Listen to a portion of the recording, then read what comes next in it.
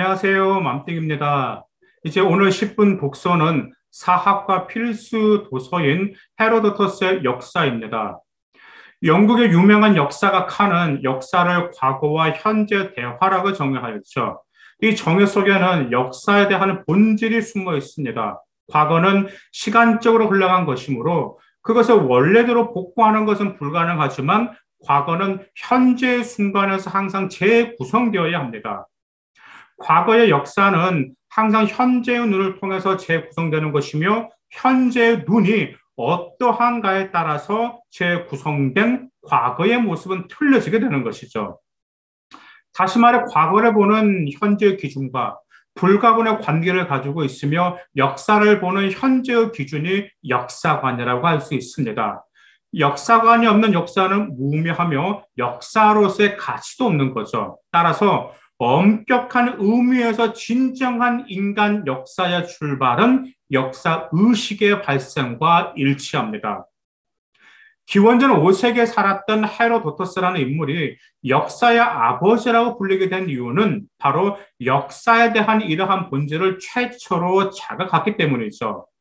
이러한 자각이 그의 저서인 역사의 곳곳에서 발견되고 있습니다.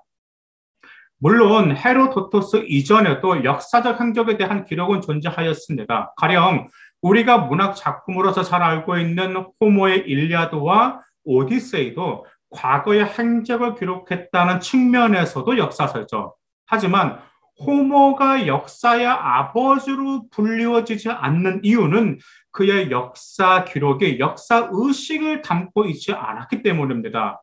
어떻게 보면 역사서라기보다는 신화책에 더 가깝다라고 그렇게 볼 수가 있습니다. 근데 이에 반해 헤로도토스의 역사는 역사 의식에 대한 분명한 자각을 보여줍니다. 역사의 저자인 헤로도토스의 생애는 그다지 많이 알려져 있지 않았습니다.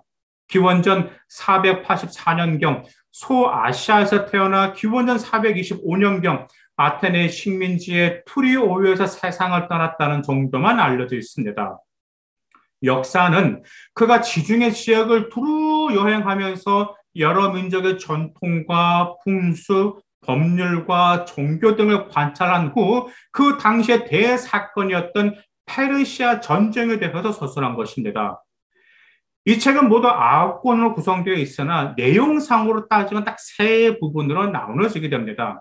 첫 부분은 페르시아의 발행에 관해, 두 번째 부분은 유럽의 사정에 관해, 세 번째 부분은 그리스와 페르시아 전쟁을 크세르크세스에 조명하여 서술하고 있습니다. 그는 서문에서 이렇게 썼습니다. 헬레네인들과 야만인들의 위대한 행위와 업적이 덧없이 잊혀져 버리지 않게 하기 위해서 이 책을 썼다는 대의 명분을 분명히 밝혀놓았습니다.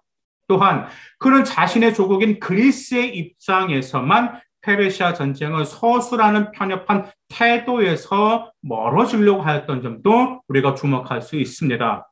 가능한 다양하고 많은 사람들로부터 들으려 하였고 그러한 정보들을 가능한 객관적으로 서술하려 하였습니다. 그는 나의 모든 서술에 있어서 나는 모든 당파들로부터 들었던 말들을 모아서 서술하고자 한다. 나는 사람들의 이야기 한 바를 보고할 의무를 가고 있다고 하면서 페르시아 전쟁에 대해 가능한 한 객관적으로 기술하려 하였습니다. 이러한 객관적 역사 서술 자체로 오늘날 그는 역사의 아버지라는 칭호를 얻었지만 그 당시 자신의 동포인 그리스인들로부터 신페르시아라는 오해를 받게 됩니다. 물론 헤로도토스의 역사는 역사의 아버지라는 칭호를 들을 만한 공적을 남기고 있음은 틀림이 없지만 그것이 갖는 한계가 없는 것은 아닙니다. 헤로도토스는 역사를 인간들 간의 행위와 그 결과만 보고 있지만 그 배후에 인간이 어쩔 수 없는 숙명적 힘이 지배하고 있다고 믿었습니다. 이렇게 말하고 있습니다.